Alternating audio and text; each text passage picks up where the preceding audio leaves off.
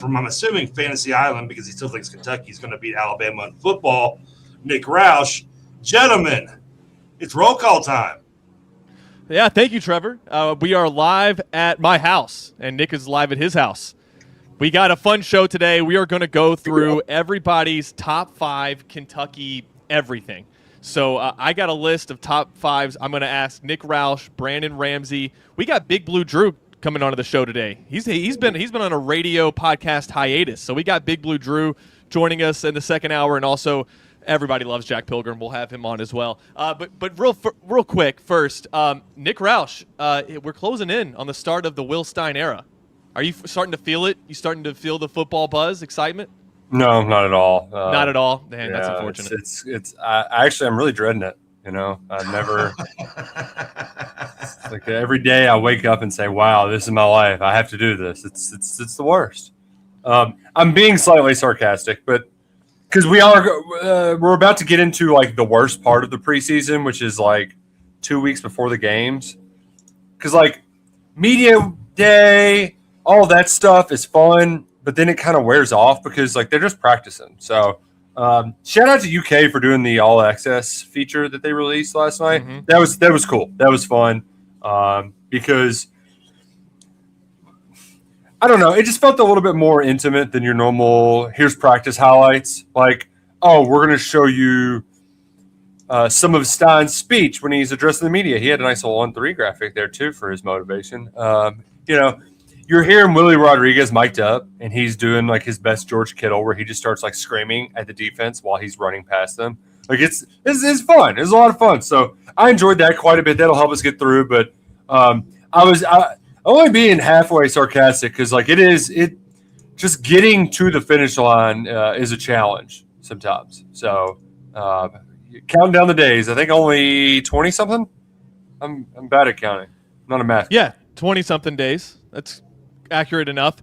I just can't wait until the thing 25. about me, there we go. 25 days, perfect. I mean, the thing about me, Nick, is that like just the way my brain works, because growing up, Kentucky basketball was just so important to our lives, and I feel like basketball ends, and I still just cannot flip over to football mode. But this is the point of the summer where it's like you can't avoid it, and I start to get excited and start daydreaming about what they can do. I sent my predictions into Tyler yesterday. I don't know how we got there already. I said, yeah. I wow. I was going through it, and I was like, do I really have them at 8-4? And I went to go flip a win to a loss because I don't. But just by going game to game, Nick, 8-4, it's on the table. Yeah, it's on the table. I do hate making my season predictions because it's like one year I got it right that they were going to beat Ole Miss, the Brock Vandagriff year. And then I got nothing else right. So, like, it's one of those things that it doesn't – any of these actual game predictions, they don't matter a ton. But there is I got a good vibe, a good feeling. But part of me is just the snake bit in recent memory. The snake bit part of you just is creeping in the back of your mind. Like, don't get your hopes up, Roush. You're just going to be Charlie Brown again. And here comes Lucy. Surely she's going to let me kick the ball this time. Nope, not happening. Oh, I had Tennessee down as a win, and I flipped that one to a loss. Because I'm like, I can't do it. I can't do it again this year. You are correct. Just Kentucky's not allowed to go 8-4. It's just not. We've talked about. Yeah, they go 7-5. They'll go 9-3. Yeah, but not 8-4 for whatever reason. Okay, so yesterday we were talking about this, Trevor Kelsey. We were talking about movies we were watching this week, and I finally got around to watching the movie of one of my favorite books, High Fidelity. In that movie and in the book, the top 5. It's very prevalent throughout the movie. They're top 5s, top 5 musicians, top 5 whatever, top 5 breakups, whatever it is. And so I'm going to make that my personality for a little bit. So today I invited everybody on to go through their top 5s. We'll start out here, Nick Roush batting leadoff. And the first one I want to go through, he's a football guy, so we got to do top 5 Kentucky interceptions. And in no particular order. Do you have an order for these? Oh, yeah. They're all in specific order. But I did make one substitution thanks to crowdsourcing. So shout out to the folks over at KS Board. Okay. 75% off the fall camp sale right now. Because I was struggling to find the fifth one. Because I know a lot of like obscure ones. Like Mike Edwards had a pick six to start the Middle Tennessee State game. That was actually pretty fun on senior day that people kind of sleep on. I remember Blake McLean picking off a pass in the end zone to save Kentucky from losing to Eastern Michigan. Marty Moore would be on this list, but he fumbled it away in the Peach Bowl. Oh, baby. I was watching that game in E-Town. What about suck it, Trevor? The pick six against, was it UT Chattanooga or something like that in 2021?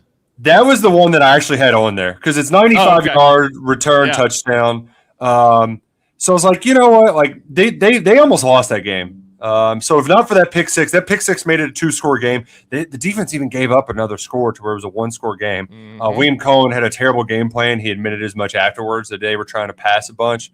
So initially I had that as 5, but I forgot about Bud Dupree's pick six against South Carolina. So I just forgot about that. We're just getting started, bro. Yeah. So all right, what's number 5 then? If you're going in, it's that one. That is number 5. Okay. The number 4 interception is injured DeAndre Square clinches the Citrus Bowl win over Iowa. That's on mine as well. Because he was. They were like just running out of people. This was around the time of the first transfer portal. It was pretty new. Yeah. So they just didn't have any players, and Square got hurt, was taken out of the game. And we remember the late dramatics where Wandale Robinson makes the big run and catch. Chris Rodriguez scores the touchdown. They took the lead with like a minute and a half. And it was like maybe 2 minutes ago, which it was Iowa. So you're asking a lot from that offense to move the ball. But there still is a very – they were across midfield. I think they were like inching closer to field goal range. Yeah. And 3-point game. And then Square, while he's like limping around, gets the pick six. I think, especially for that guy, it was cool that he got sort of a signature moment because he played so much for so long, was a great rep for the program. Glad to see him get that. This one would have been higher. Like, this was a play that I talked about as a kid all the time and is maybe one of the more impressive just feats of athleticism. Trevard Lindley's interception in the Music City Bowl. One hand. I don't remember this one. Is this the Music City Bowl in 06 or 07? It's the one they won. They won both of those. Is it Clemson or Florida State? I believe it was Clemson. Okay. Because it was the first one. I know I watched that game. And I want to say it was like one hand while he tiptoes. And I can't even visualize it. But I just remember as a kid thinking that I've never seen such an awesome play in my life made by a Kentucky football player. Like, you see this stuff on NFL Sundays. You might see it around college football. But you don't see it at Kentucky, especially DBs. I mean, I don't know if I could name a cornerback that played before Trevard Lindley because we just had bad ones. There was no good ones. I have several Trevard Lindley interceptions that are now honorable mentions because they kept getting pushed down. But he had some. Do you have any other Trevard Lindleys? No, none of my top 5. LSU. That one was huge. Somebody mentioned that one as well on the board. It was not in my top 5, but that was a significant one. That was second half, helped part of that comeback, correct? Yeah, it led to the game-time field goal, I believe. Trevard Lindley, I believe, was drafted by the Eagles. Correct. He had a couple of years there. I think he was practice squad for a while. I actually got to interview him my first year in radio. There you go. Was it at the old sporting goods store? No, it was the old Cumulus, what I can't remember, the Ticket, as we were called. The Ticket. I believe your man Matt Jones was on that show with me, if I remember right. It was me and him and Jody Demling. Oh, Roush is muted. Oh, no. Just imagining Matt Jones. Just quiet yourself, just trying to curse at me, I guess. And Jody Demling doing radio together. Me and Matt both young and as cocky as we were, yeah. It was a sight to see. I tell you what, we would butt heads on a more regular basis, yeah. Neither one of us were too stubborn to admit we were ever wrong about anything. My second ranked interception peak is the most impressive one. It's just a shame he didn't get to the end zone. Jordan Wright's one-handed pick six against Anthony Richardson. I do think that just ruined him for the rest of the year. Like, that guy looked like he was on his way to a Heisman campaign against Utah, and then he tries to throw a pass to the flat, and Jordan Wright just like Spider-Man just snatches it out of thin air with one hand, runs the other way. I remember like I didn't really know Andy Staples that well at the time. He had just kind of started with 0-3. He may not have even been a part of 0-3 at the time of this game. I was like, man, he was so spooked after that pick, and he's like, wouldn't you be spooked too? And it's like, it's a fair point. Like, that was an awesome play. He didn't get to the end zone, but Keidron Smith did later in that game. Yes, that's that. I was wondering if that was going to make your top 5. It did not, because the number 1 interception of all time. It's just a shame it didn't happen in a full stadium. But the slow-mo video of Jamin Davis running about 75 yards back. It's on my list. Against Tennessee. Not only is that slow-mo video one of the best videos ever, but the clip that followed from the Tennessee fan, is one of. Yes. I mean, we played it so many times on this show over the years. Just, it's another big six. Another big six. Wow. Like the wow that he says at the very end. It gets me every time. It's just one of the best things the internet's ever produced. So that is my number 1 interception. I feel like Davis was out of gas as he did that little flip into the end zone. It was very much James Harrison get some oxygen on the sideline afterwards sort of play. That was awesome. How many interceptions? Was it 4 in that game? Yeah, shout out Jared Garantano. We miss you. We miss you, bud. Oh, we really do. Can we get you another year of eligibility? Oh, man, that was great. Boss Man Fat had one in that game. Yes, he had a pick. He had the first pick 6, right? Correct. I also had the interception against USC in, I think, 2010 to beat Spurrier. Mm-hmm. I forget who made that interception in the end zone, but if Spurrier just kicks the field goal there, yeah, they might win the game. He tries to go for the end zone one time, and I forget who got it, but Ashley Lowry. Thank you, Ashley Lowry, which quite a throwback. He also, I think, got a DUI the following year, and they just were like, I mean, they just totally swept it under the rug and acted like, yeah, it was a very weird deal. I don't think he got kicked off the team. He played a little bit longer, but see, and for me, I remember just the touchdown more than the pick, because you are correct. Spurrier didn't have to go for it, but he did. Dingbat. But I remember also Trevor. It worked for him once at Commonwealth Stadium when he was coaching Florida. This was when Nick was a freshman living on campus, and it was September, one of the first tailgates of the year, and your boy was getting after it that game. So, it's a little fuzzy at some moments. But I do remember Cobb getting that touchdown, and then Hartline with the celebration from his back. I actually probably should have been in jail for that, but they arrested my friend instead of me. So what? Yeah, because I kept falling into him. Like, we were standing up in the student section, and I kept losing my balance. So, and they arrested your friend? Yeah, for being overserved, because I kept bumping into him and knocking him down. So he was technically falling down. I was just the one making him fall down. Was he mad at you afterwards? Falsely thrown in jail? I could have missed it, and I could have been seeing it from jail, but instead, how did you repay him for that? Whenever he broke a glass door a few months later, then it was we were cool. Like, we were still cool. So it was give and take, a little give and take. Yeah, I get you. Was it your glass table? It was the glass door of the frat house, and so people were like wanting to throw him out of the fraternity, and I had his back. So there you go. Yeah. It's just good clean fraternity fun back in the days. All right, This next one is a lot harder, Peake. Top 5 lefties of all time of Kentucky history. Yes. By the way, real quick, before you move on, you mentioned some of the defensive backs. There was somebody I knew was on the tip of my tongue. Before Trevor Lindley, I guess the only name you should know is Melvin Johnson. Oh, yeah. And the reason I remember thinking him is that I remember during the Bill Curry days, my uncle be like, I'm trying to tell my uncle how good he was. My uncle be like, of course he's good. No one touches the running back until the safety gets there. He's got 300 tackles a year. What do you expect? Yeah, played for Tampa for a few years. Was a good player. Second-round pick. Good call. There was also another guy in that era who played for the Jags for a while. Quentin McCord. No, he was a receiver. He was a receiver. Marlon McCree. McCree is the one who dropped the interception for the Chargers against the Patriots and cost them the Super Bowl. He intercepted Brady and then fumbled it, kind of like Marty Moore style.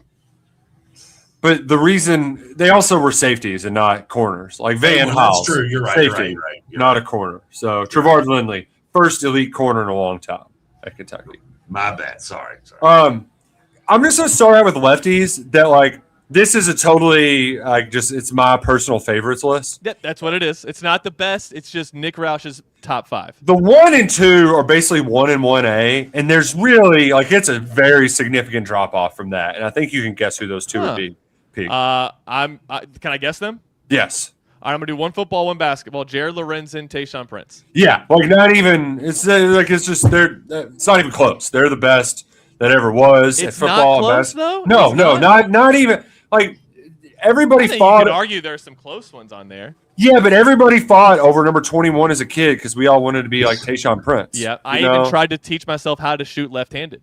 Really? That's impressive. I wanted to be like Tayshaun. He was also, I think, the part where you can make arguments like with other guys on my list. Tayshaun is just so unlike any other basketball player that's ever existed. And you're getting more of these now with stretch fours and stuff like that. But like, even for as skinny as he was, like he would post up and shoot fadeaways and stuff. Like the little like mid-range hook. Like he beat Florida like that. I mean, he's unlike anybody, anything. I love Tayshaun Prince so much. So they are my one. Is he the best player of the Tubby Smith era? Him and Bogans are just like on equal playing foot in my mind. Like it's hard for me to, it's like picking your favorite kid between Bogans or Prince. And you count pro career, it's Prince by a mile though. Well, yeah. Bogans played for a very long time. He wasn't. I mean, it's good. Tayshaun won a ring. He was an all-star. But like, there's pictures of like Bogans guarding Kobe in 20. There's pictures of Mark Pope guarding Kobe. I have Keith Bogan's Charlotte Bobcat jerseys. Oh, nice. I went to the only Bobcats game I ever went to. The day I got the night of the game, that day they had traded Bogans to the Houston Rockets for Lonnie Baxter. So as a result, they just started discounting all his jerseys. You've known Trevor longer than. How does he know this? How does he do this? Well, I was in Charlotte to visit UNCC on a college visit. He's got a rare form of Alzheimer's, Peake. It's like you remember everything, but then you forget everything that like just happened. So or what you just said. Okay. Yeah. So long story short, I bought 10 like Keith Bogan jerseys for like $5 a piece, and I gave them away as Christmas gifts to all my UK friends for that year. I still have them somewhere. At least I kept a couple just for bleeps and giggles, but I'll have to find them. 10 years in the NBA though. 10 years. Yeah. He bounced around for a little while. So those are your top 2, or top those 2. One? Are those going to be 1A, 1B, and then you'll have 2? I would put Jared ahead because we had a personal relationship. We did the podcast, and he let me wear a Super Bowl ring. He also is known for being a lefty. I mean, he beat Wagner in the state title game.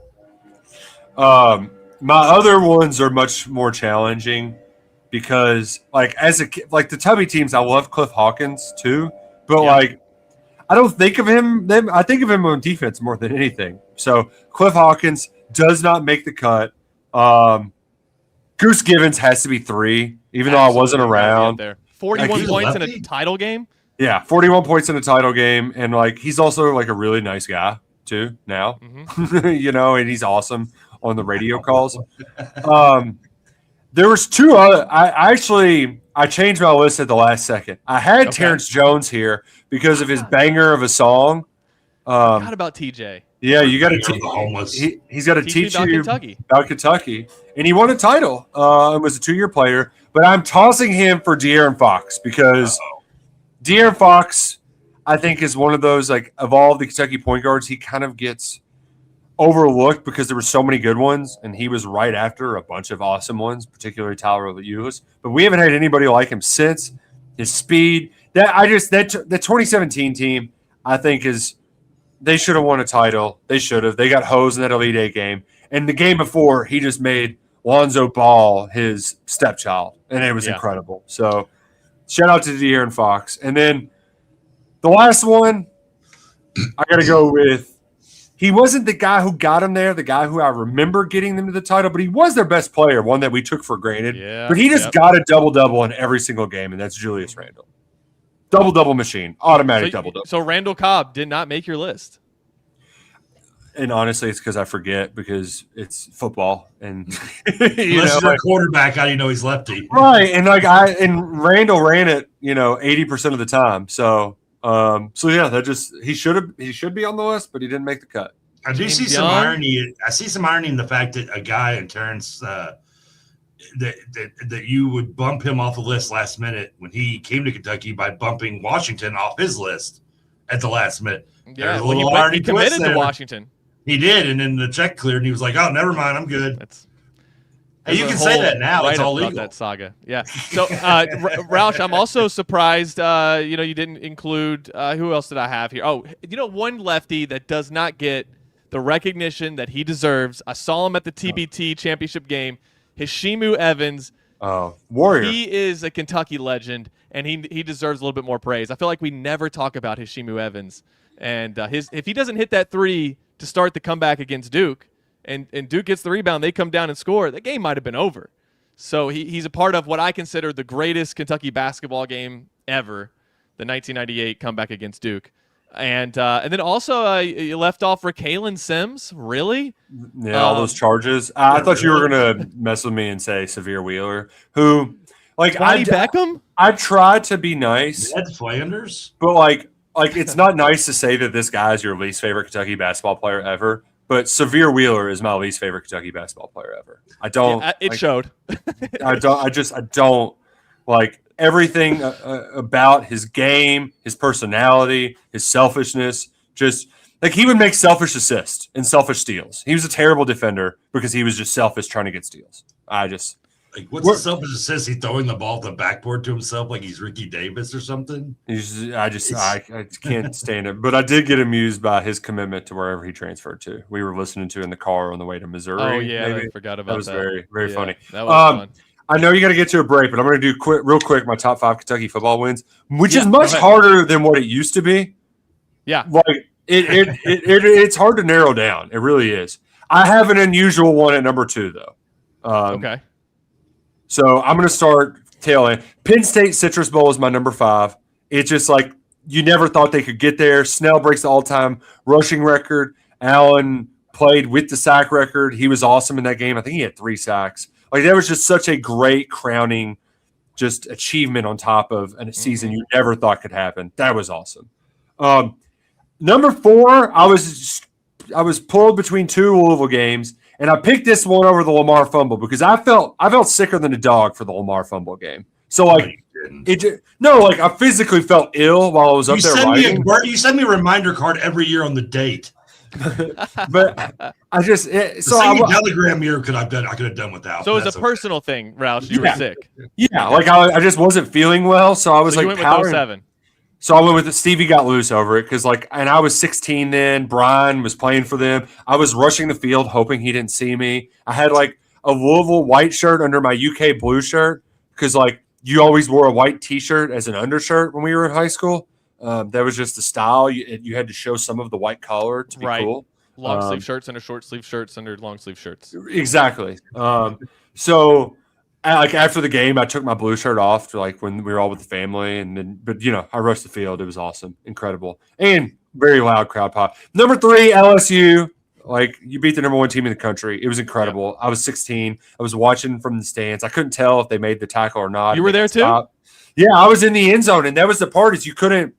We had moved down, snuck into the game, obviously. Were you in the end zone that the last play had the last touch? Okay, yeah. I probably had tickets right next to you, but I actually we were actually standing at the up high, in the concourse area, running around. But you couldn't. It was hard to tell if Braxton Kelly stopped him short or not. I didn't think he did from my angle, and I thought, they got the first down, and because they don't have the first down marker down there on the field when you're at the game.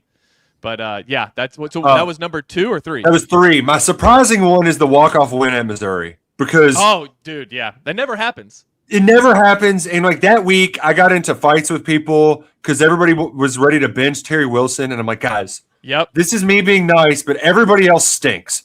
Terry is imperfect, but everybody else stinks. And they put in Danny Clark. He immediately fumbles it. They put in Gunnar Hoke. He stinks.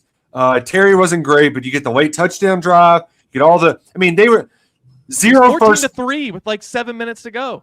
0 first downs by Missouri in the second That's incredible. 8 3-and-outs. That's crazy. Unbelievable. And then to win in walk-off fashion, just unreal. Stoops crowd surfing. But number one, I'll never have a moment like this again in my sports fandom. Snapping the streak at Florida. Like, unless Kentucky football wins a title, there's never going to be a moment closer. Like, my body ached the next day because I was so tense throughout the entire second half and just in such a, like, nervousness. And, I mean, I pulled over. I was, like, emotionally overwhelmed on my drive home that I had to, like, pull over to the side of the road and, like, collect myself because it actually happened. Yeah, it is a Nick Roush I've never really seen. Yeah, like it was crazy. And the other part too, best play of that game doesn't get talked about. Josh Allen's PBU on the 2-point conversion that would have made it a 1-score game. I think it would have made it a 3-point game, maybe. Oh yeah, that's right.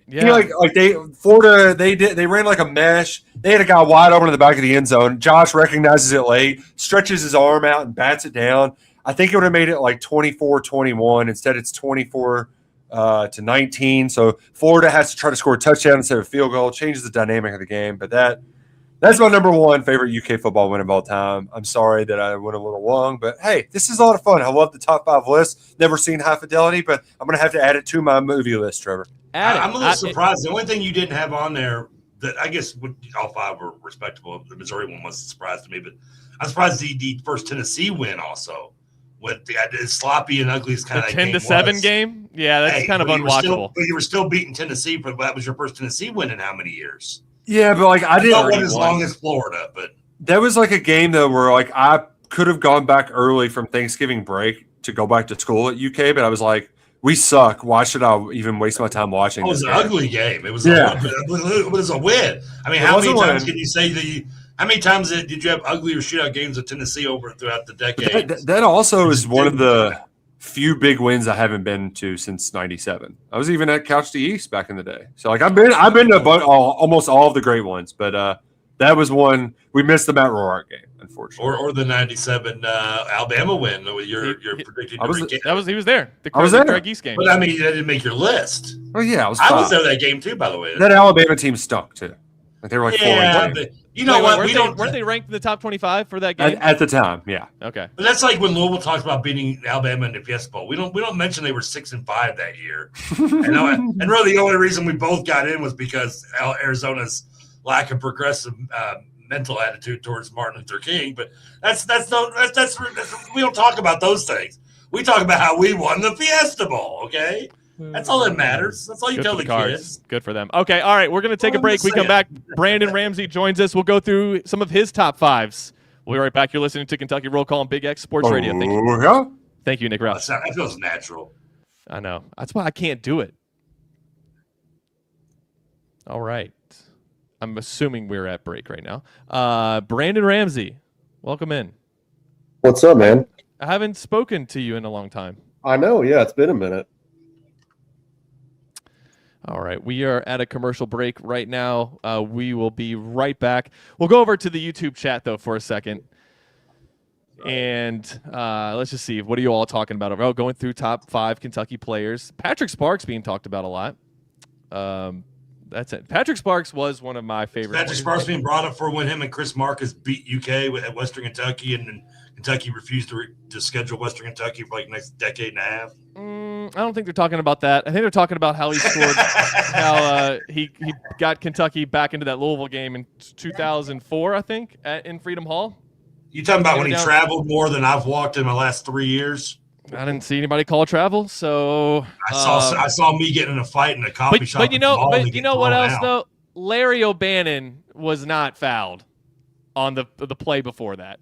Josh Carrier not Josh Carrier. Chuck Hayes took a charge, and they called a blocking foul.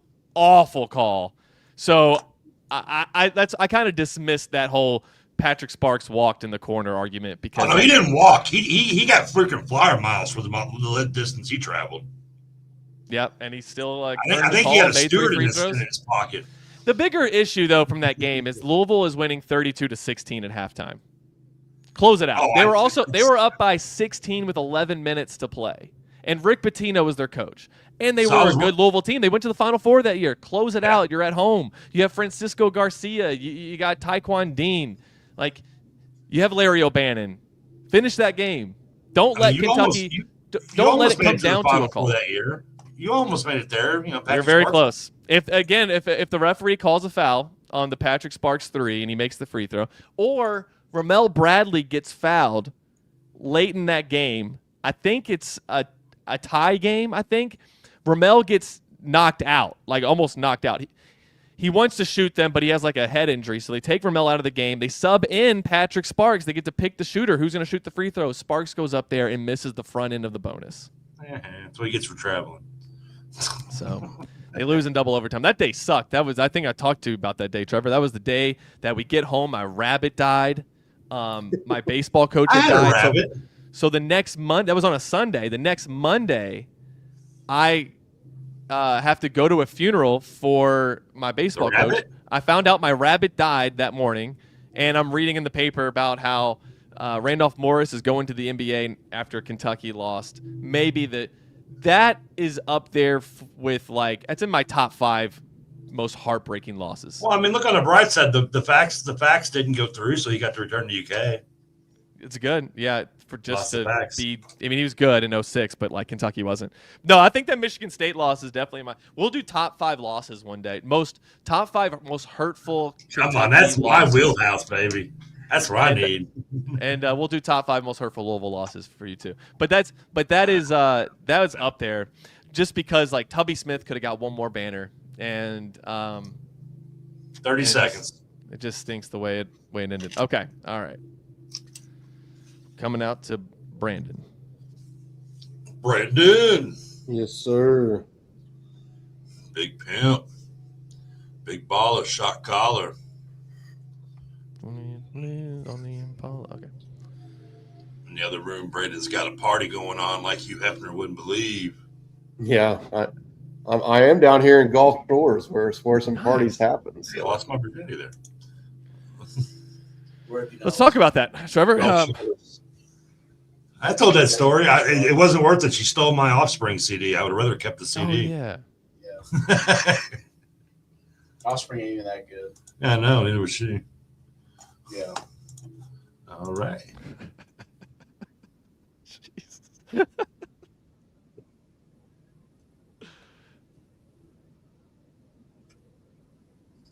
Welcome back to Kentucky Roll Call here on Big X Sports Radio. We're also live streaming on the YouTube channel and the KSR YouTube channel. It's KSR Takeover Tuesday. We're doing top 5s. As I mentioned in the first segment, just got done watching High Fidelity for the first time. I think that movie came out in 2000, only 26 years late. And we're doing some top 5s today. What score did you give it, by the way? What was it out of 10? What score did it get? I thought it was a 9. We talked about this yesterday, that like does the movie translate? Is it as good as the book? I thought it was good. I wish that the characters were British because I liked their dry humor in the book that Nick Hornby wrote. But I'll tell you this, Trevor, there was just like 90s, I don't even call them stars. They're like 90s, you've known them. You've seen them before. All kinds of actors and actresses from the 90s are in that movie. Great film. I think my favorite line from the movies I used today was Jack Black. It's a Christmas sweater. A Christmas sweater. Jack Black was great. He was great in that movie. Sweater or anything. So now we are doing top 5s. We might just make this a segment indefinitely, but today that's all we're doing, just some top 5. So Brandon Ramsey is joining us, basketball guru. Top 5 Kentucky shooters. This is Brandon Ramsey's opinion. This is Brandon Ramsey's top 5 Kentucky shooters. Brandon, who do you got? And we kind of talked through the list. All right, so I started off with. He's got notes. All right. Yeah. Hell yeah. I started off with Deron Lamb. I think that he is the guy. Like he's not the most prolific shooter. He's not even the highest percentage shooter. But I think when you combine those two things, like when I think about shooters, especially from the John Calipari era, which then encompasses a lot of the best 3-point shooters, like he's the guy that I think of. Like when I just think of a guy of like, if I could put one Kentucky dude wide open in the corner to make a 3, who would I want to pass it to? I would want to throw it to Deron Lamb. In his 2 years, he was 144 of 303, 47.5%. Like it on that sort of volume at that percentage, to me, that is pretty darn incredible. Like I said, to me, the reason I put him at 1 was just when you asked me that, he was the first guy that came to mind. Again, I mean, the stats don't even necessarily back up him being number 1, but I think that he's the shooter that you think of when you think of, any sort of recent Kentucky basketball. So Deron Lamb, number 1. I can agree with that. Yep. He was like what'd you say, 50-something% 3-point shot? I was trying to find the stats. 47, 48, somewhere right in there. Yeah. And it's true, like he didn't need very much space to get those shots off. And it was his threes in that championship game that I think pushed it ahead. I think it made it a 10-point game to a 16-point game. And from there, you just knew it was over. Who do you got for number 2? Yeah, number 2, I have Jamal Murray. There's going to be a lot of these guys that don't have super long track records at Kentucky, obviously. But when you make 113 threes at over 40% in a season, you're talking about like that's not just an elite Kentucky shooting season. Like that's an all-time SEC, even all-time NCAA type of shooting season. When you start getting up there into the hundreds of made threes in a season and you do it at over 40%, it is big time. And I think that for as good as Jamal Murray was at Kentucky as a scorer and obviously as a shooter, I honestly think he's probably forgotten about a little bit from Kentucky fans in terms of like, do we realize he made 113 threes at 40.8% in a season? I'm not sure a whole lot of people would think about that without looking it up.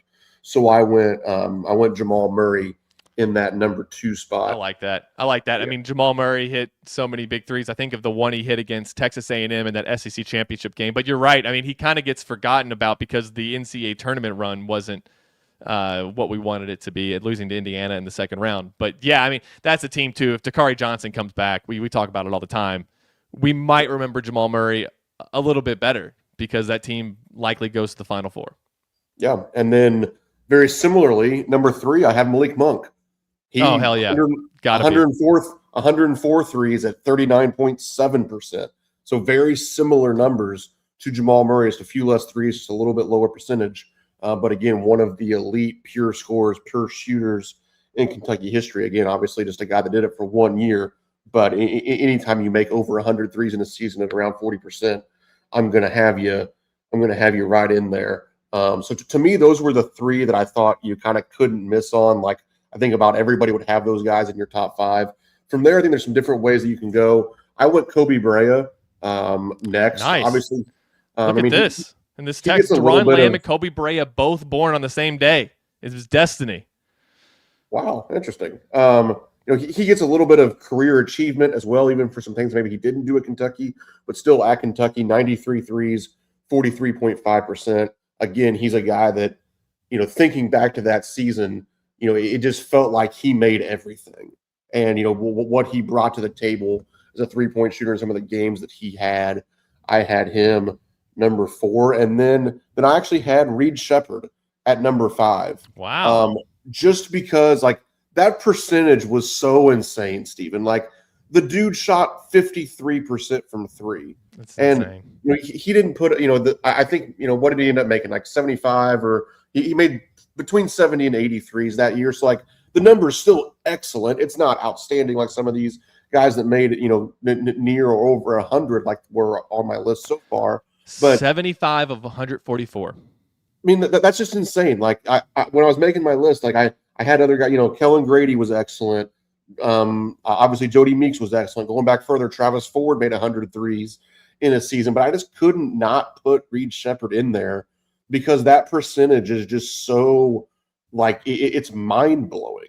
It doesn't make sense that a guy can play at Kentucky, can have the role that he has, and can make 53% of their threes. Like, that's just not supposed to happen. It is. This will make you sick. I'm on bigbluehistory.net.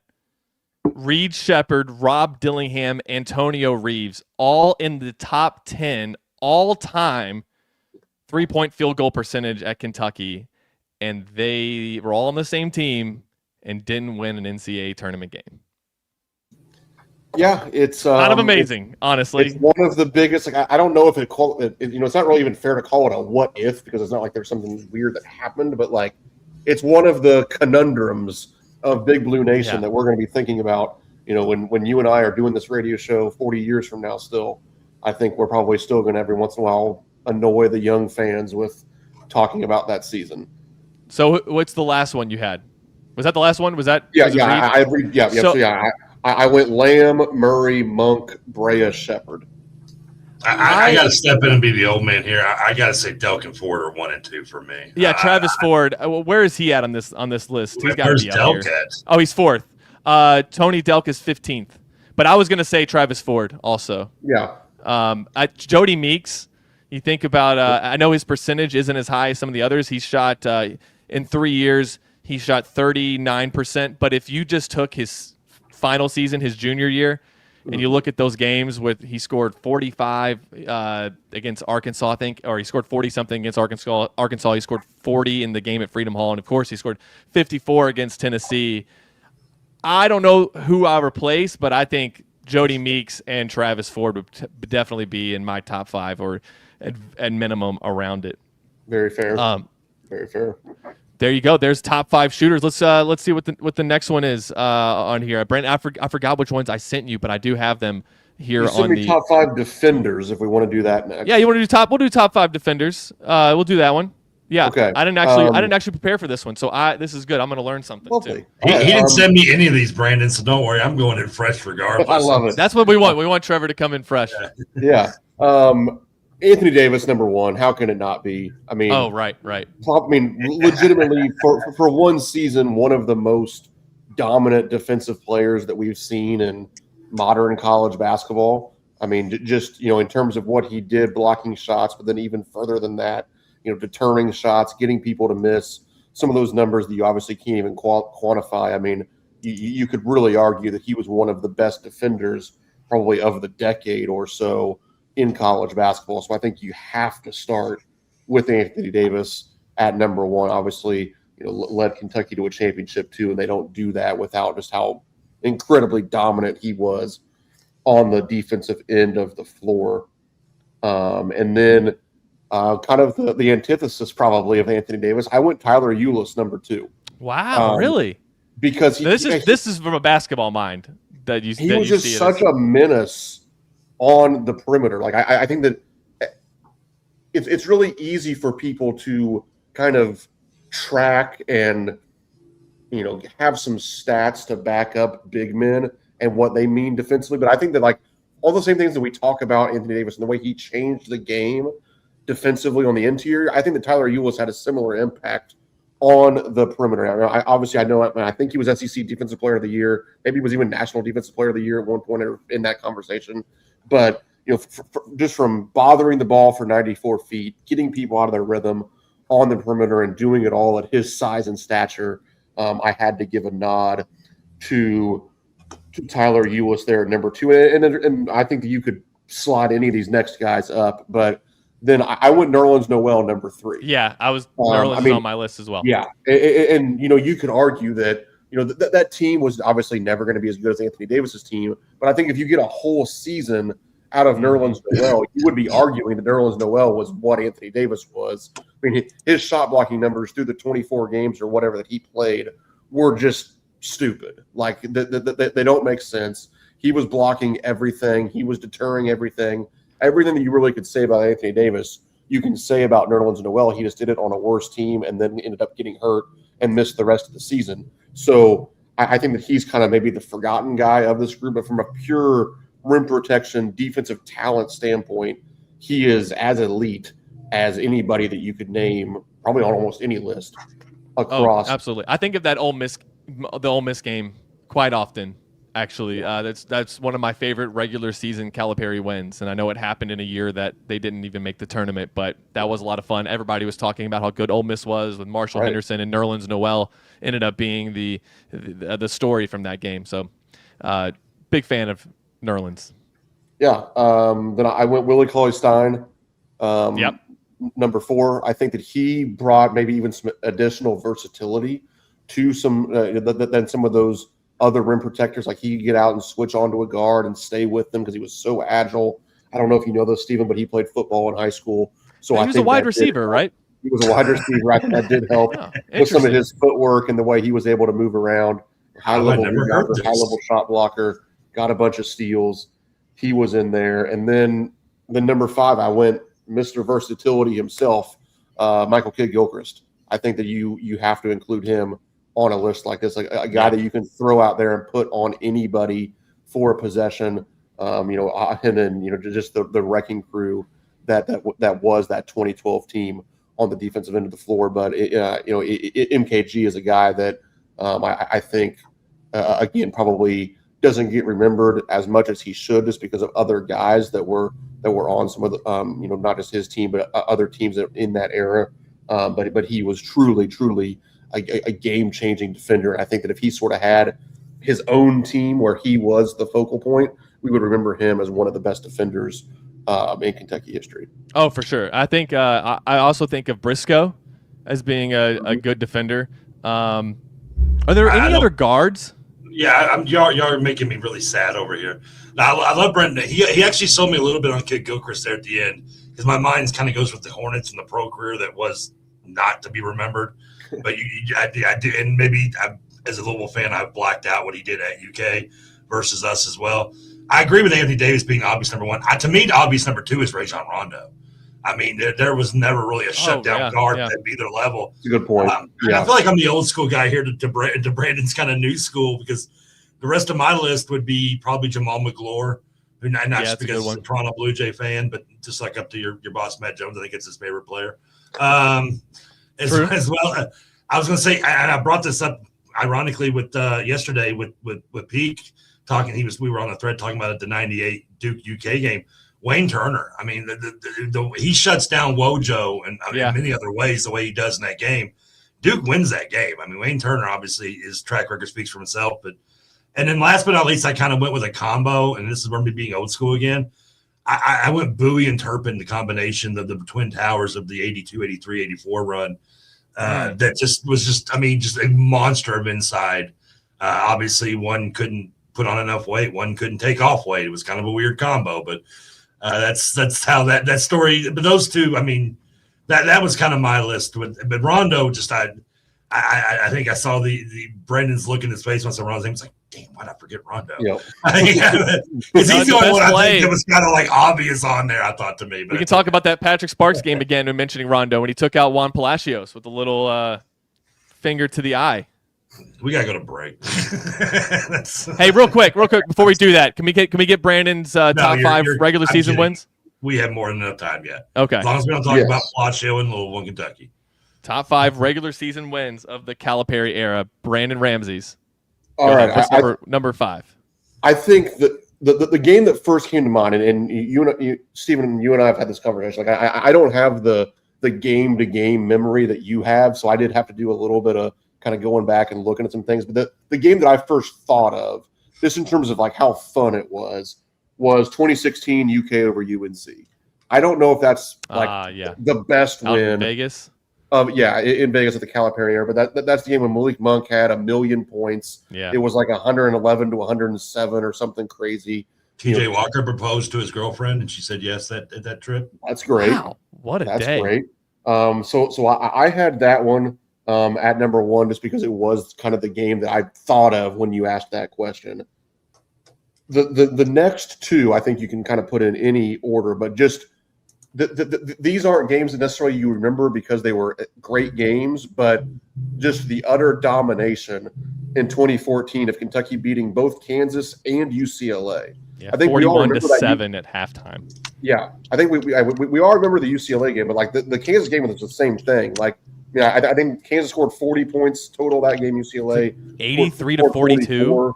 Yeah, so just to be able to beat blue blood programs that had solid teams and beat them in that way, I think those games have to be on this list somewhere. And then admittedly, I didn't get to 5. I kind of ran out of time. But my 4th one was Anthony Davis's block against North Carolina. So another North Carolina game.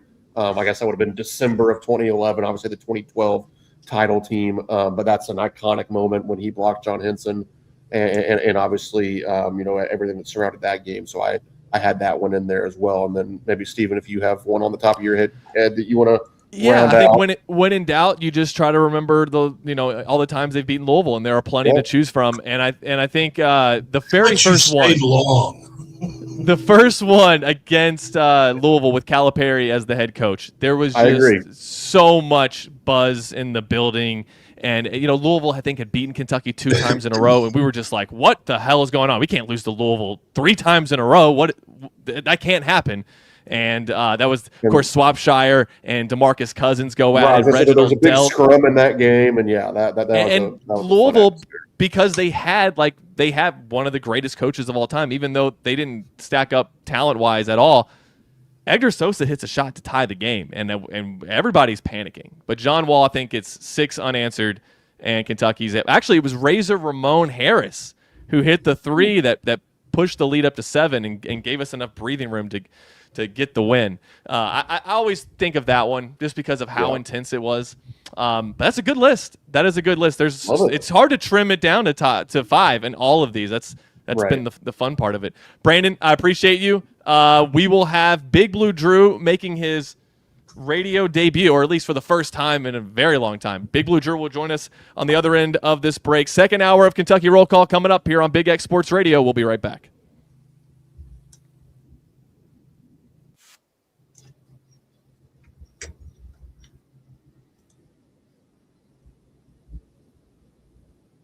All right, guys and girls on the YouTube channel. Go through some comments really fast. I see you guys are having some a good conversation over here. Otis and Clyde. Big Blue Drew. Just saw him a little bit ago. Can you hear me as well? I can hear you. Yep. Somebody ran it over. Somebody. So my mom had to drop me out because I have to keep her car talking about the van still. Okay, we're gonna mute that, and then Drew, we got you. So let's see where we got here for you. Can Trevor see me? Trevor, have you missed seeing me? There we go. That's right. You were that day at hat. That's right. So yeah, mom dropped me. I don't know if Trevor. I think Trevor's talking. Trevor's talking to the other producer. All right, Drew. We're gonna go through here. We're gonna go through the top 5 Kentucky wins of your lifetime. Top 5 albums since 2000. Top 5 dunks in Kentucky history. Do you have a top 5 dunks? We can find it. We can find them. Yeah, I got some 5. Skip albums for me if we can, though. I'm going to be terrible at that. Yeah, we'll do that. Boom. But I'm ready. I'm locked and loaded. You gave me a few of the topics. I did a little prep. So yeah, are you at work right now? Yeah, we got a little lunch break action going today at the bank. So a little lunch break, talk some hoops, get to see Trevor. It's been a minute. So yeah, it's great. Drew is looking slick, man. Look at Drew. Looking pimp over there. I ain't seen you for a month of Sundays. Man, I'm telling you, good to see you. Good to hear you. Good to be seen. Where you been at for this time, man? I mean, I know where I was, but where were you? So I've been in and out, but I did take a little bit of a blogging sabbatical this summer. So shout out to Asia Blue for letting me decompress a little on the transfer portal and all the changes, and so I'm hitting it back hard. So I've been floating around, man. Similar to you. So like I said, good to see you. How everything else going good in the life right now? Going good, man. I got 3 boys, 7 and under, twin boys, and so they're keeping me busy. Keeping me busy. How do you still have a head of hair with 3 boys, 7 and under?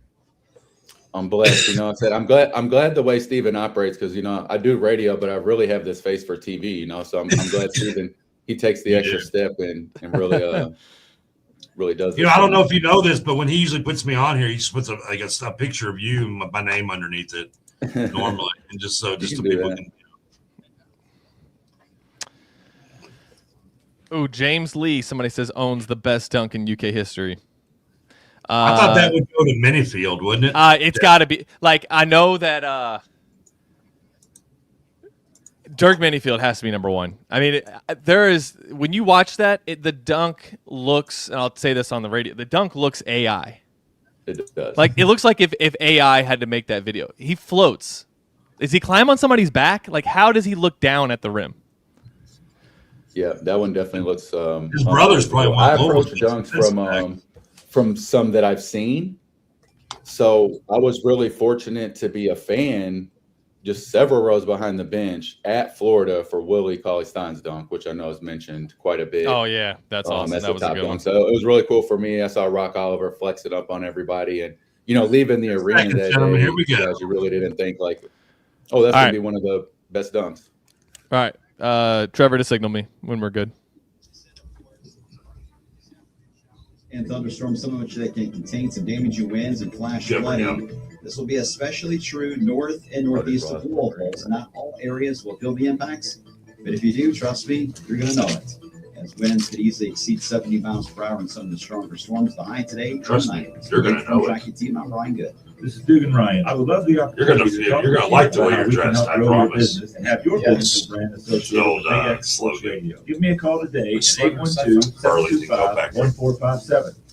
Welcome back to Kentucky Roll Call. I think we ain't doing it. We ain't going yet. For you personally, I think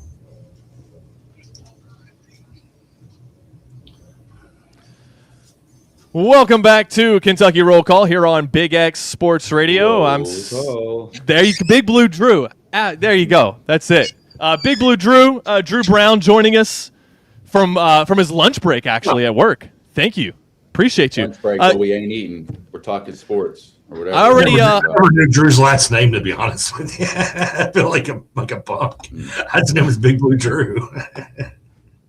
It took me a while to figure it out also. I played a little ball with Drew today. Dude, he is playing like at a high level right now. Dunking at 39 years young. I mean, we're going to do a top 5 Kentucky dunks.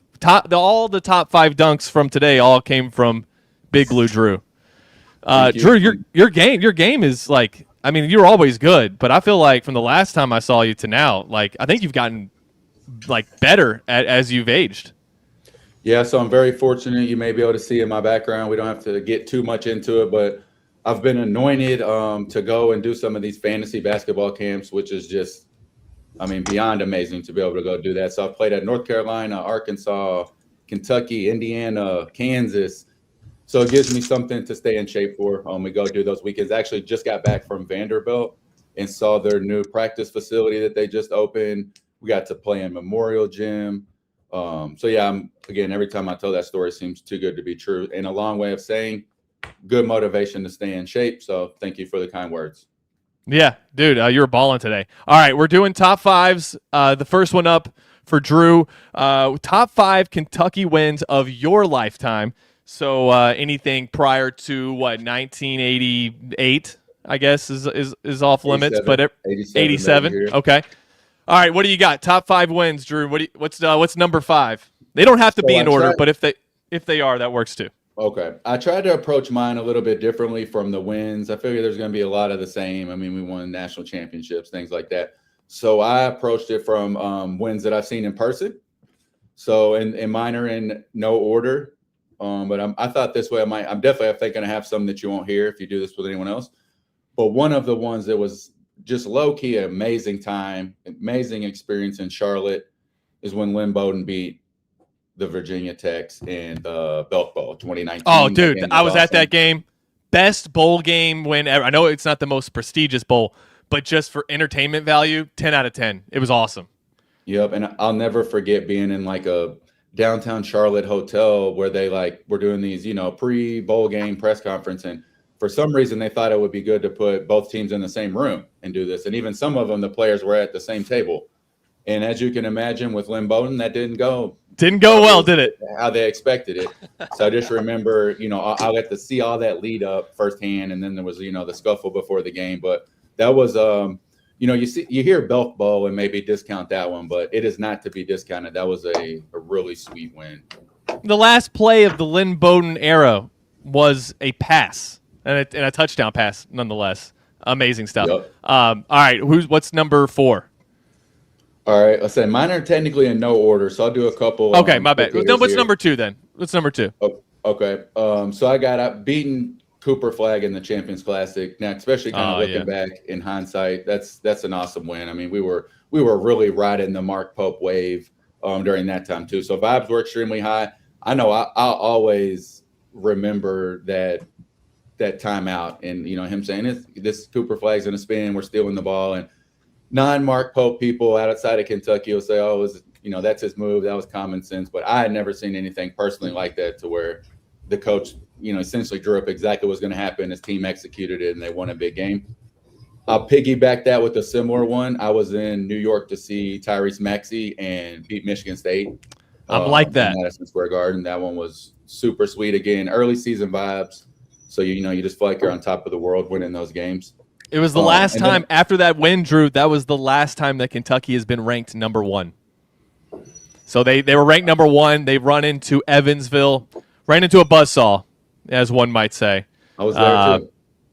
Yeah, that sucked. But that is the last time that Kentucky was ranked number 1. I remember Maxey hitting that deep 3, saying, I'm like that. They made T-shirts about it afterwards. 1 versus 2 in the Champions Classic. That was a lot of fun. Yep. And then I'll sneak a football little parlay in here, and then I got a curveball to round this one out. Okay. So Florida, the Will Levis years, beating Florida and LSU at home, that was a pretty special run. Oh yeah. As far as me, in my lifetime, especially covering the games, that was about, it's into football and really feeling the SEC vibes. I think is about as much as I ever have. It's exciting. I'm looking forward to the changing of the tides here, because really looking forward to those football games is just kind of a different feeling, I think, for Kentucky fans. And I just remember those 2 wins, beating Florida and LSU, as bringing out some great vibes. And then big curveball for you. No one's going to say this if you ever ask them, but one of the greatest games that I remember being at, and I think is a very underrated win, I guess you could say, was beating Wofford in the 2019 NCAA tournament by what was wow, really? They held what's his name? What was the kid's name? The shooter? Yeah, I made sure I was ready. Fletcher McGee went. Fletcher McGee. That's right. 12 from 3. Man. So a couple little neat parts of that. Obviously, the first one just being the obvious that all of us were terrified, leading up to those 2 days about this, generational shooter, and just putting in our minds that he was already going to go crazy, and it's just a matter of if we could weather the storm or not. Obviously, he came out and just totally played terrible, shot 0 for 12. But something interesting, so that was right when I was getting started in blogging with Aaron Gershon, the legend. So shout out to Aaron, who's now doing his talk to him in a while. Yep. So we were first starting our blog and podcast, and I remember we go into that press conference leading up to Kentucky Wofford. And somehow the way Aaron totally inadvertently worded a question, the Wofford players took it as like the Kentucky bigs were way better or something like that. Like, we know we're going to have the advantage in the post or something like that. Uh-huh. So for the next 24 hours straight, that's the headlines of everything was like Wofford bigs. Oh, wow. Going to challenge Kentucky. So me and him were just terrified that we were going to in some way contribute to this poster locker room material to make Kentucky lose. And go back and watch that game. It was down to the wire. And if you think about it too, Steven, think about if we drop, I think we were a 2 seed that year. It was a second round.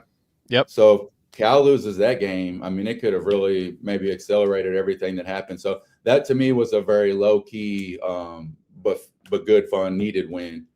Yeah. I was pacing at the end of that game. I was outside of my house walking around the neighborhood. And just, I don't even know if I had the game on. I think I was just refreshing Twitter or refreshing the ESPN app because I was so nervous. And it was a close game. And Kentucky shot terrible that game too, from what I remember. And that got them to the. It was really neat. It was I have some really neat pictures from there. It was like in Tampa. I don't know who plays there, but it was in Tampa. And then we played that Texas Christian Abilene or something before. And the lighting was weird. Right. It was definitely a unique setup for the tournament, but. Man, what a world we could be living in if Coach Cal also had a if Fletcher McGee if he makes 1-3, they might win that game instead of going 0 for 12. If he goes 1 for 12, it might be different. Unfortunately, it's felt like we got payback on that with Jack Olke. Right. It is what it is. All right. I'm not even going to dwell on that for even 30 seconds. Top 5 dunks in Kentucky history. Doesn't have to be after 1987. It could be before if there's a couple that could land in that category. But it'd be cool if you just went from memory because you've covered so many games. It'd be awesome if you got to see most of these in person. But I did. I tried to pick I know at least one in person.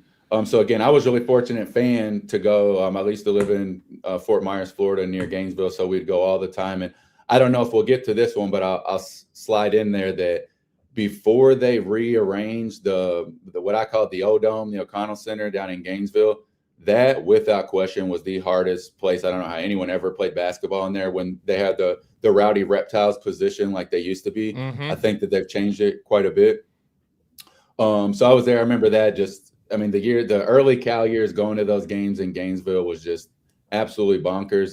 And then obviously when kind of transitioned a little bit, the Scotty Wilbekin teams and all that got good and the games were so competitive. So just a plug for the O-Dome. I thought that it was always special being in there.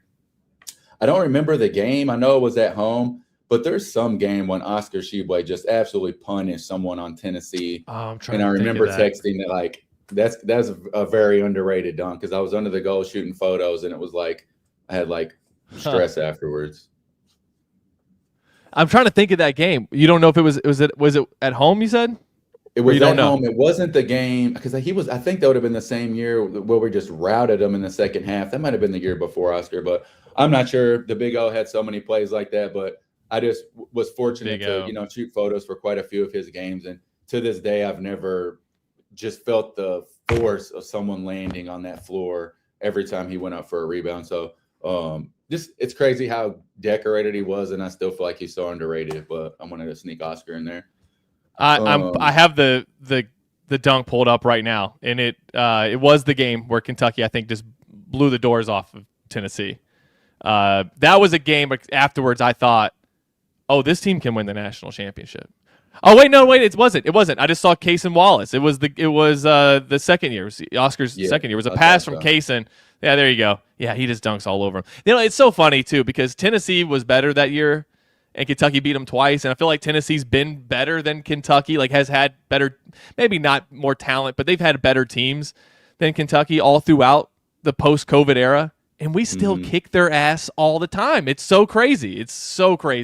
Every time we go into these Tennessee games thinking that, like, all right, we probably won't get them this time. Nope, they do. It's really wild. Yeah, I've developed such an organic hate for them. Like, before I started doing any media stuff, Same, dude. Games, I was, like, pretty indifferent. And now I hate them. The exact same thing for me. When I was younger, I didn't care. I mean, Tennessee to beat us in football, whatever. It will beat them in basketball. Doesn't matter. I don't think about Tennessee. When I started covering college sports, I learned to hate Tennessee fans, and I learned to actually feel that rivalry. What's the next one on the top five dunks? I'll just round it out with dunks. I'll definitely a plug for James Young. I mean, that's just that dunk in the title game was just. It's one of the best dunks of all time if they win. It's such a shame, obviously, it goes without saying that it wasn't capped off. We really would talk about it more. But to me, the best dunk it's by far the best photograph I've ever taken. One of my favorite all-time UK players putting a statement win on Louisville at the Yum Center. Rob Dillingham, windmill, almost as time expires. It's just the picture I have is just so perfect. Like Reed's in the background, like Kenny Payne's in the background with his hands like this. Like awesome. all the UK walk-ons are checking in. You can see the score. So amazing dunk. That was always one that I'll never forget. And that was just such an exciting season. Rob and Reed. How is that 5? Did we go through 5? 1, 2. I think I only had 4, but I mean, I said if you're really going for the best, the Dirk dunk is just Dirk floating above the rim. It's like I told you guys. It looks like if you told ChatGPT or whatever to make a video of a Kentucky dunk, it would look like his. It would look like Dirk Minifield's.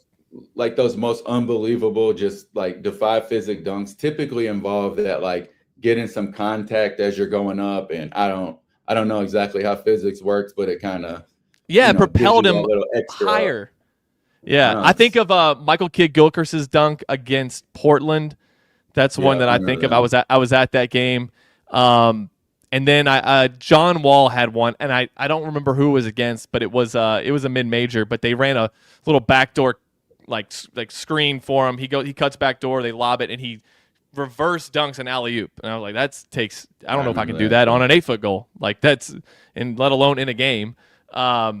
There have been some others, obviously. If you have, get them into the Game Day Men's Health text line, 502-414-1450. Nobody says the John Wall left-hand dunk was impressive. Not easy to do that. I'm trying to think which one, because he did dunk with his left a lot. We're due for one, man. We got to be on here next year. There needs to be a staple dunk. We need like an Elite 8. Colin Chandler last year. That was a good one. Yeah. That was. He cocked that thing back, and it just depends. It's a subjective question, because I just remember the Oscar one resonated with me because it was Tennessee. I felt like it was a big run. Yeah. It was just a statement play, and then you have those that are just like freak athletic plays. But yeah, Aaron Mormon. Shout out to Derek Anderson on Nate Johnson. Derek Anderson dunking on Nate Johnson, 1996. That's a good one. Joe Crawford dunking on Louisville in 2005. Another one. I'm trying to think of Louisville ones for Trevor. What else we got? He's going to say Russ Smith dunking on Julius Randle. We all know them. We always hear that one. And here's the good segue. Top 5 wins over Louisville. We can do football and basketball. I don't know if you already have these plans. If not, we can just work through them because I can talk about wins over Louisville all day. And like I said, did that knock over your garbage cans or something? Well, why are you doing this to me? It's a Kentucky show, Trevor Kelsey. I'm sorry about this. I know. I keep forgetting that. It's one of the things. It's one of the short-term memory pluses I have. You and Rutherford can do your top 5 wins over Kentucky in the next hour or so, but we're going to do top 5 wins over Louisville. So for me, I think because I was in high school, and obviously I went to high school in Louisville, and that Patrick Sparks game, just because I think it was my first year in high school, so I'm around all these new Louisville friends, and it's the rivalry. Drew, you grew up here, like they're my friends, but I want them to be miserable when it comes to their teams. So that one for me is close to number 1 because of Louisville blowing a 16-point lead. We've already talked about that. We've talked about that game 3 times already today. Drew, what do you have on your list? So again, I kind of followed the path of a couple that I've been fortunate enough to witness firsthand. And every single time, too, Stephen, I go to a Louisville, Kentucky basketball or football game. One, I'm just eternally grateful. I think that my dad took me to a Louisville, Kentucky football game when I was younger, when it was – I don't think either team were super great that year or whatever. So just having those experiences every time, I always say, walking onto a football field at Louisville versus anywhere else I've ever been, those players don't get called as many names, 4-letter words, all that stuff. It all holds true. Like even in the SEC stadiums, I always find that funny. But as far as wins go, I was really trying to think back. One that I almost felt like I could replay the whole game that I really enjoyed was I guess it would have been 1920, the overtime game. I thought you meant like the year 1920. No. So did I. Yeah. But that was a good game though. The junior Nick Richards and Ashton Hagens. The Hagens dunk at the end. He kind of pulls himself up on the rim, and I had a video forever of L's down everywhere, and that to me was really special, especially it being in overtime. And I think that team kind of really needed that win. And then I already mentioned it, but the demolition in the Yum Center with Reed and Rob capping it off with the windmill is one of my favorites. And then Will Levis just running all over the Cards. 20. Oh yeah, no, that's a good one. Onslaught. Because my boy I believe Weaver had a great game. That was a fun one. I think, and Trevor, you'll know, wasn't Louisville favored in that game? Probably. We're usually favored in football going into it, and it really stopped us from losing, though. Yeah, I think they were, and so there were a lot of Louisville fans who thought they were gonna ruin. That was the Satterfield year, right? You're talking about the I think we had the Satterfield. I think it's the second year. Was that right, Drew? I think with the Levis year. Maybe it's 21. I think though you're right, Steve. I think if it wasn't favored, it was 21. Yeah, that was Satterfield. Yeah, and right. Will Levis, I think what he scored 4 touchdowns in that game. Yep.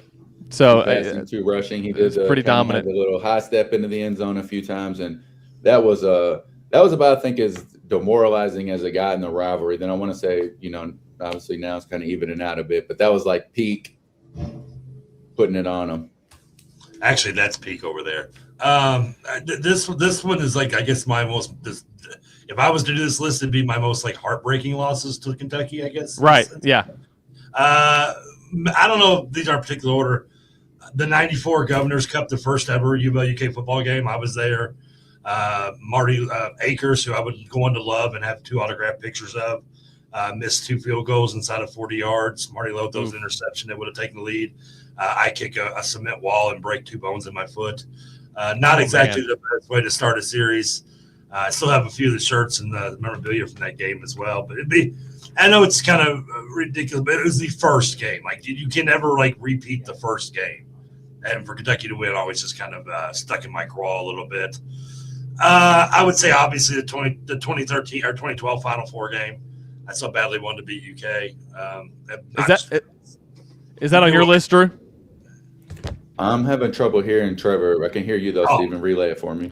Okay, so he said the 2012 Final Four game. Is that in your top 5? Yeah, I wrote on there the 2 tournament games. I mean, I was trying not to choose the obvious, but the 2 tournament games still seems like fiction that actually happened, and I don't know how any of our nerves survived that on either side. But those are definitely the top 2, the Final Four and the Sweet 16. I almost want to stick to football. In that case, I'll say, and Nick brought this up earlier, the Lamar Jackson fumble game. Jeff Brom's first loss just the year before to Kentucky. It eats me up that Brom would lose to Kentucky. I think that ate up a lot. Just a more recent version of this list. I'm trying to think. Stevie Got Loose was a bad one. The Ragone senior year when Louisville was 17th in the country and you sacked him 18 times in the first half and left him curious what his name was. That was a bad one. Oh man, there's that. Yeah, again, I will say basketball. There's so many in basketball. Like anytime there's a loss. The first game I ever went to UL UK basketball was the Josh Harrelson game. And I almost got a fight leaving that game because I wore a shirt that on the front of it said, "The only thing I hate more than Kentucky basketball," and on the back it said, "Our Kentucky fans." And apparently a lot of people did not find that shirt as amusing as I did, especially a guy in a gas station drive-thru line one day that required me to retire the shirt because he wanted to beat me up. Wow. So, yeah, that's the day I was like, this shirt is going in the closet, never coming back out. I love it, but it's not going to be good for me. So, this list could go on for another hour, unfortunately for me. Yeah, that's so unfortunate. I don't know if somebody's running their car right by the window behind Trevor, but you can just hear the noise. So sorry, Trevor. I'm muting and unmuting you. I'm sorry. You're good out there now. They're repaving the entire parking lot. And they're doing it right behind our window right now. That's right. So I got to find out how to. Yes. I got to park down the road tomorrow when I go there. I totally forgot about that. Right. So the tournament games from 2014, I almost put it above 2012 because 2012 was just relief. It didn't feel like, yes, we beat. It just felt like, oh, thank God, because of the alternative. 2014 felt like we were playing with house money, and to steal one felt even better. I still don't know how any of us survived that emotionally. It's crazy to look back and think about now. We've on this heavy drought on both sides. But I will say that Ray Davis game is one that I don't know if we'll remember as fondly, just because they didn't win their bowl game. It was a 7-5, 7-6 season, but played a top 10 Louisville team, a Louisville team that was, going to play in the ACC championship, going to play in a really good bowl, and we kind of took from them I think in a lot of ways for Louisville fans, it ruined their season. It began their 3-game losing streak to close it out. So, and again, stealing one. I don't think a lot of Kentucky fans went into that game very optimistic after they'd put together a real stinker of a performance against South Carolina. So, that's a good one. Do you have another one? Let's see. Did I have another one? Nope. I think those were mine. I wanted to mention the Rob Dillingham windmill as much as I could, but I'd love to bring that up. A couple other topics that I had some good answers for. Go ahead. Which one you got? Okay. I forgot which ones I sent you all.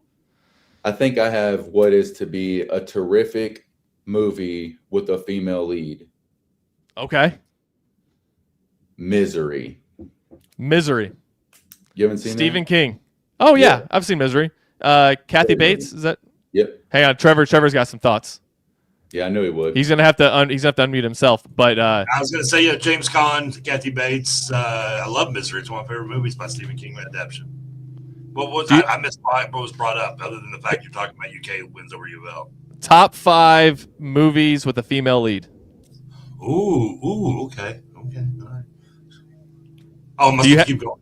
No, Big Blue Drew. Yeah. Oh, me and Big Blue back to Drew. me. Sorry, I can't Yeah, who take do you got? credit. So I had Misery as my top. Kathy likes Kathy Bates. That one rules. That movie's just a great watch if you can watch it.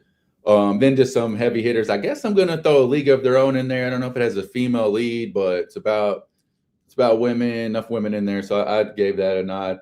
And then Bridesmaids. I'm counting Bridesmaids as female leads. That movie's hilarious. I love Bridesmaids. Yeah, that's a good one. But again, I thought my number one actual like film, I think that movie won some Oscars too, but just a kick-ass female lead in that movie. Yeah. Now, Trevor, I know you got some thoughts on this. What are you got to unmute yourself on that. I know him. I Okay. love Misery. I League of Their Own. I agree with him. It is a women empowerment movie, but unfortunately, like Tom Hanks does kind of steal like a lot of the show from it, which rightfully so. He's so great as Jimmy Dugan's in that movie.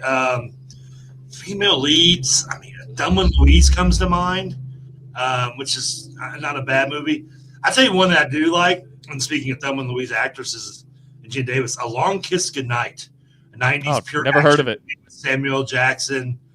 She's a hitman who gets amnesia, and then Gina Davis is, and the wackiness pursues after that. I'll say that. So those two movies come to mind. I can't think of. I don't know. I mean, I can't think of another one just where the woman is the main and lead role off the top of my head, but I'm sure there's some I'm completely forgetting, and the feminists of America will string me up once they realize I can't remember off the top of my head. I was trying to think of these, but I'm so bad at it. I don't know why I can't think of more than what you guys. I'm trying to off the top of my head right now to think of some top. Maybe this is a Hollywood problem, Steven. Maybe there's not enough. That's what I'm getting at. This ain't my fault. That was my takeaway. Before Sunrise, I mean that's kind of a female lead. There's a male and female. They're the protagonist. That's one of my favorite movies. Ethan Hawke's a little feminine, but I wouldn't call him a female lead. Yeah, well, the French girl, whatever her name was, I can't remember. Do you know who it is, Trevor? Who is it? I can't remember who it is. All right. Shout out to my mom. Here's the one, French Kiss, though, with Meg Ryan. Okay. That's my mom's favorite movie. It's a female lead with Meg Ryan. I liked her boyfriend after he cheats on her. I liked Promising Young Woman. I forget who. I think you're just making movies up, Steven. Promising Young Woman's a good one. There's that one movie that should be like the quintessential woman lead movie with J-Lo. Enough. That's a good movie. If you ever seen that. Enough. Clueless. Clueless is good. I like Clueless is a good one. We talked about this yesterday. Double Jeopardy with Ashley Judd. So somebody said Basic Instinct with Sharon Stone. Oh yeah. I don't know about that one. I haven't seen that one. Debbie Does Dallas is what nobody said. Nobody's big fan of that movie. Well, where's I'm surprised someone didn't say striptease with Demi Moore at this point. That's honestly on the text line. That's funny. Okay, we'll need to take another break, don't we, Trevor? We do. Actually, I'm gonna step out for a second. It's our Ian intern's last day with us, so I'm gonna let him jump on here with this last segment. That's totally fine. He can jump on with Jack Pilgrim and myself. We're gonna take a break. Final segment of the Kentucky Roll Call coming up here on Big X Sports Radio. Thank you, Big Blue Drew. We'll be right back. Thanks, guys. See you. All right, we are on a break, and there's Jack Pilgrim. All right.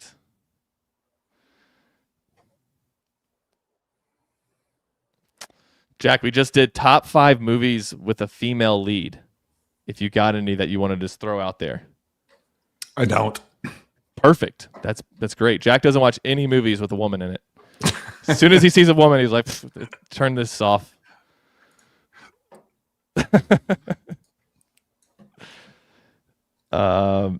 So yeah, for you guys watching on YouTube, because we don't go to break on YouTube. That's a good point, actually. So you guys, you can hear about how Jack had me get up today at 6:30 in the morning. Well, no, before that, I still didn't get there until like 6. I didn't get on the court until 6:40. So I was 10 minutes late. He had me run stairs for a while to make up for it, putting me through a workout regimen to get ready for this media madness. Yeah. Rick Pitino's Hell Week has nothing on Pilgrim's Hell Month for you. I was joking. I didn't have the best movies with a female lead pulled up, so I found a list of them, and I'm going to handpick my favorites from that list. Silence of the Lambs, banger, okay. for Good sure. one. That's a banger. I don't really like Hidden Figures. Oh, that's pretty a good solid one. Yeah. I don't really like this list, actually. Yeah, there's not a lot of good movies out there with no. Well, Freaky Friday. That's a good one. Bridesmaids. That's fun. Yeah. I Drew enjoyed that one. had that one. That's a good one. I like that one. I liked Wonder Woman. That was a banger. Hunger Games is on the list. I like Hunger Games. Yeah, all of those. All the Hunger Games. It's a good one. I feel good about that list. I like how Ian will have the lower third that says Trevor Kelsey. So that'll be good. But yes, basketball was a lot of fun. Big fan of that. I'm sorry. Like I just couldn't have shot any worse today, and I let down my team. So that was you at your worst? I mean, that was still pretty good. That was horrific. So I'm glad to run it back on Thursday. Are you gonna be there? Can I get a commitment? I'll be there Thursday. 6:30. Shout out to Cameron Waddell. Is it? Let me make sure I'm just Cameron Waddle. Yeah, I saw he on Twitter. He reached out to me and asked if he could join us on Thursday. So we may have an additional. I think the more we do the Breakfast Club and just like let the outreach out there, people, if you build it, they will come. So the Breakfast Ball will be. We roll in 20 people deep into Southeast Christian at 6:30 in the morning. That'll be fun. Hey, they're very nice over there. They're nice. We got plenty of courts to shoot on. So if we want to get a little Media Madness pre-tournament going, hey, I'm all the way for it. But Thursday, the party continues. Oh, what if we could do a little 4-team tournament somewhere? Because they're not going to let us do it at Media Madness. But if we could do KSR versus Sea of Blue. There's a couple others that got a number of people. Then you can combine a few of the other blogs together. TV News should be its own team. KSR. And then I don't know what you do from there. Do you do a Sea of Blue and then interns? Somebody, I don't know. I don't know what you do. All of the big blue anonymous Twitter accounts could be one. Yeah. But then the Rough issue to no is good, all of them. Well, that's true. But more so all the anonymous people that just throw stuff out there, they have to finally reveal themselves to the world. Or they could wear masks to the games. It's true. That's a good point. But hey, I want to see Wildcat's tongue with a Wildcat's tongue mask. We are not ducking any smoke. Let me just put that out there. A little behind the scenes, a little inside baseball. I just wrapped. Oh, hang on 1 second. I think Ian's going to signal us here. Ian, we good? All right. Welcome back to Kentucky Roll Call. Final segment here on Big X Sports Radio. I'm Stephen Peake, and we are now joined by KSR's Jack Pilgrim. Close out the show. Batting cleanup today. Jack Pilgrim doing our top 5. And real quick, though, before we get into that, we got some texts. I just want to get through them in the Game Day Men's Health text line. One person says we were talking about best defenders. Ashton Hagans was a great defender. That's true. Patrick Murphy wants to know what our top 5 Kentucky logos are. I think it starts and ends with the Wildcat's tongue logo. That's my favorite. One of the top dunks. Somebody sent this one in, and this is a good one. Perry Stevenson's dunk against UNLV in Memorial in the NIT. People forget about that one. Banger. That is a banger. That I had a poster of that. I had a printout of that in my old room. South End Josh into the Game Day Men's Health text line. We can't go a show without reading a South End Josh text. He says, South End Josh here. Mitch's right-hand minion is out. Get that bozo out of here. No, okay. Hallelujah. Good riddance. Okay. Don't hold back, South End Josh. Don't. I'm just gonna paraphrase some of this. He says, let's go, J-Bat, drain the swamp. Good grief. Mark Hill is leaving. He's going to BYU, right? Isn't that? Yes. Okay. Yes. That's the big news coming out today. So that was a guy who I think he was one of the next up and next in line, they thought, when Mitch left to be the athletic director. Isn't that right? It is, and while we're just kind of, it's just us friends talking here. Nobody's listening to this. No. I had heard actually pre-Mitch departure that he pushed very, very hard for Mark Hill to get a lucrative 4-year extension at Kentucky as kind of a like going away present for Mitch. And obviously I don't think that that unfolded. Wait, Mitch was gonna get Mark Hill pushing hard for a lucrative extension on his way out as kind of a going away present for Mark Hill. Again, that's just rumors, speculation. That's just scuttlebutt, not scoop. But clearly, I that just would have been so hard to believe with Jay Batt coming in. Like, there's no way he would have signed off on something like that with his own guy. He clearly wanted to start fresh with his own people and all that. So does not shock me at all that unfolded the way it did, and it doesn't shock me at all that he returned to BYU because Mark Hill was one of the most influential people in the Mark Pope hire initially. So now the roles are reversed. That is the big news. Mark Hill is moving to Utah to go have an executive position at BYU. All right, so top 5, Jack Pilgrim's top 5. First one up. We did this one, Jack. Do you have anything prepared for this one? Because actually Nick Roush wanted to do it. We ended up doing it. But if you have your top 5 lefties, we can go through that. But let's actually start. I don't want to start with that one either. I'm going through all of our topics here. Top 5 most hated opponents. Do you think we can get 5 here? Easy. Yeah. I would say Tennessee makes me feel something that no one else does. I truly hate Tennessee to my loins. You go Tennessee now before. So Big Blue Drew and I said the same thing.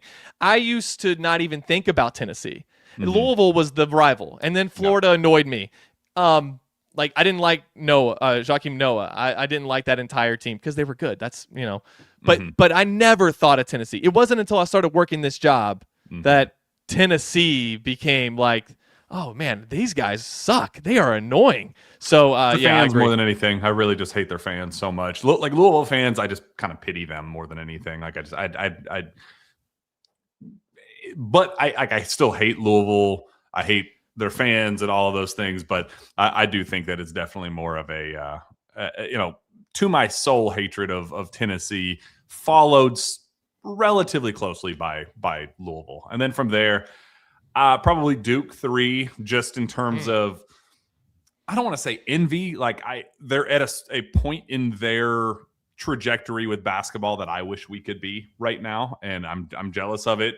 They have a lot of hateable people. I had some villains. I had a good little villain list that I created as well. And Grayson Allen's on the list. There are a lot of Grayson. I think we have that on here. I think, but I'm not sure. Those types of players, that are very easily hateable guys. Florida, I don't find myself hating them as much. They've been kind of a thorn in our side, and for as long as I can remember, they've been good and atop the SEC. But I don't view Florida in the same way as some of the other rivals.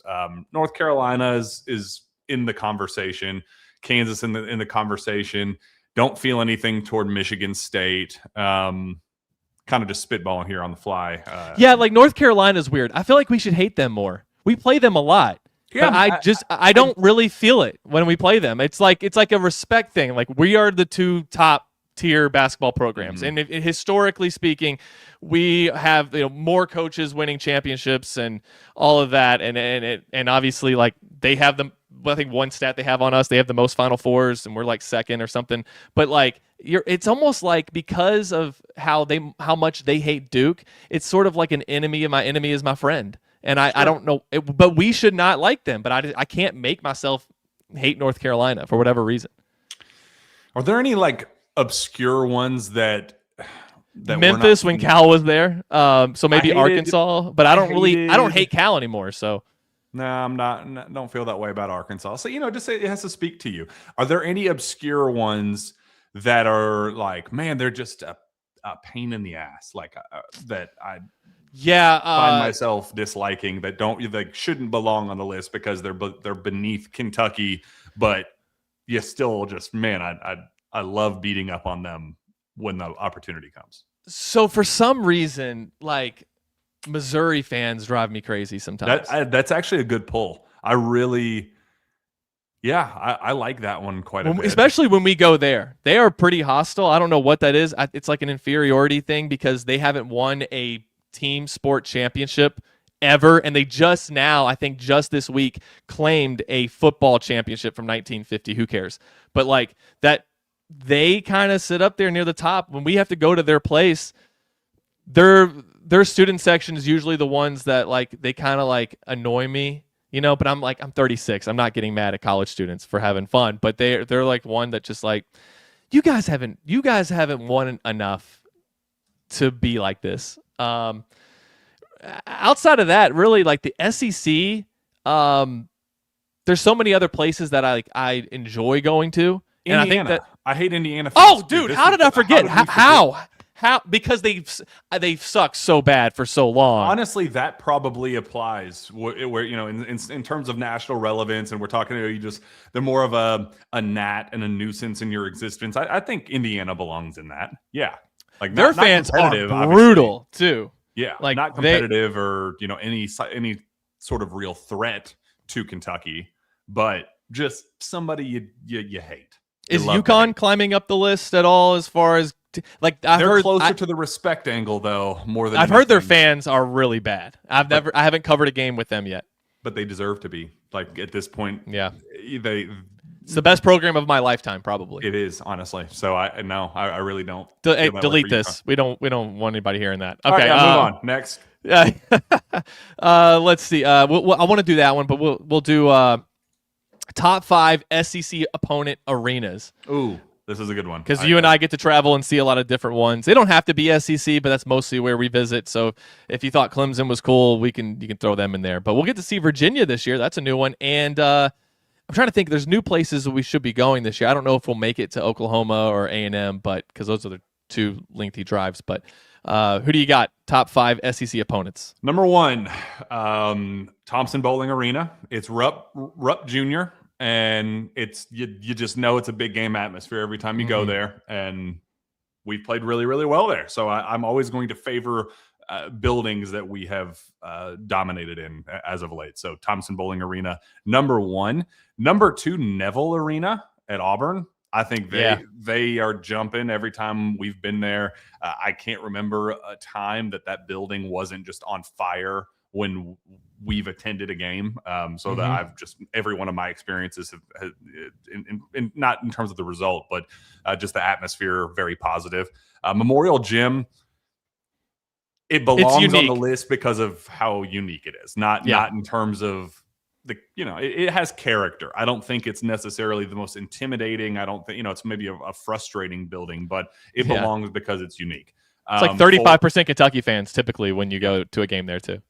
Number 4, the Hump in Starkville, because we just can't freaking lose there. And I like going there whenever Kentucky just happens to dominate every single time. And I've said this on a couple of different platforms, but that Starkville trip used to just be, it's the armpit of the SEC. They're known just, everybody hates Starkville, just, beating up on the little guy. But like, I've kind of found an appreciation over the years for Starkville here in the last couple of trips. We've kind of left going, you know what?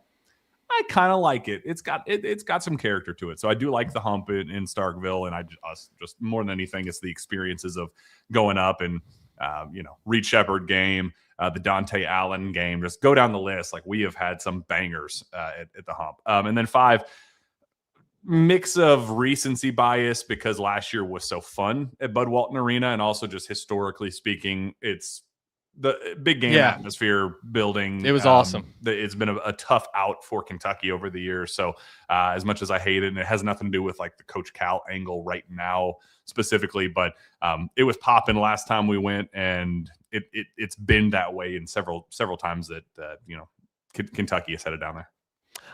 Mississippi State, for whatever reason, is like on the top of my list. And I think it has something to do with we've had a lot of good experiences there. The Jackson Robinson game was one of them. I love that 7-3s. Yeah, that was so much fun. And it feels like the 2 times I've gone has been like, Kentucky's probably going to lose. Because when Mississippi State goes on a run, there's not a louder arena that I've been in. It's because it is so small and intimate, but it is like, I've said it's like when you go to like a really, really big high school basketball game. I like that. Both stands are full, and the student section are screaming at each other because there's usually like 1,000 Kentucky fans there.